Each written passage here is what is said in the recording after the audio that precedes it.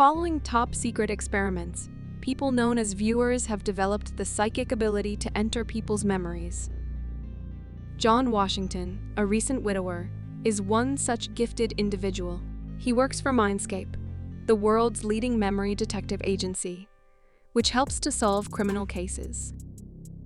During a disastrous session, John has a stroke and ends up incapacitated for 2 years.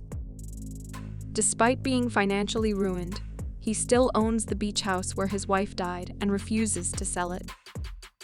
Desperate for money, he approaches his former boss, Sebastian, for a new job. The case is that of Anna Greene, a brilliant but troubled 16-year-old girl who is on a hunger strike. Her stepfather wants her committed to a mental institution, which Anna's mother and she both oppose. John and Anna start their therapy sessions by discussing Anna's time at a prestigious girls' school and several incidents that happened there. John is drawn to Anna while remaining wary of her. Anna's nurse, Judith, whom John has just started dating, is thrown off the staircase, and Anna is blamed. John harbors suspicions towards Anna's stepfather, who he believes has hired a man to follow him, as well as towards Sebastian, who John learns has withheld a file on Anna from him. Anna's behavior toward John becomes more flirtatious, and she draws a portrait of him with the caption, "You are my only safe place." John learns that Anna had been involved in a sexual relationship with her photography teacher, Tom Ortega. However, when he interviews Ortega, who is now serving time in prison, he insists that Anna was the aggressor and set him up. John and Anna recall an incident at school in which 3 of Anna's classmates were poisoned.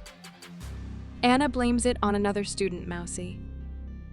However, when John interviews one of the poisoned girls, she says Mousy does not exist. Anna is able to regain his trust by showing him a photograph of herself and Mousy. John and Anna recover an image of Sebastian approaching her as a 4-year-old, which causes John to believe that Anna was sexually molested by Sebastian as a child. Sebastian, however, vehemently denies this.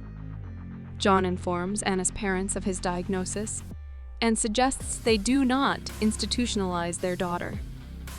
At home, John discovers that the note on Anna's portrait of him matches one supposedly written by Mousy on the photograph.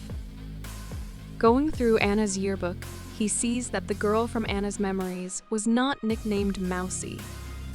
Just then, he gets a frantic phone call from Anna. John races to her home to find that someone has broken in.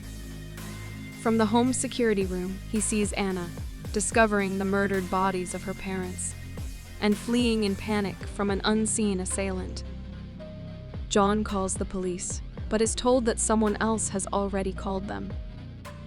He follows Anna into the woods.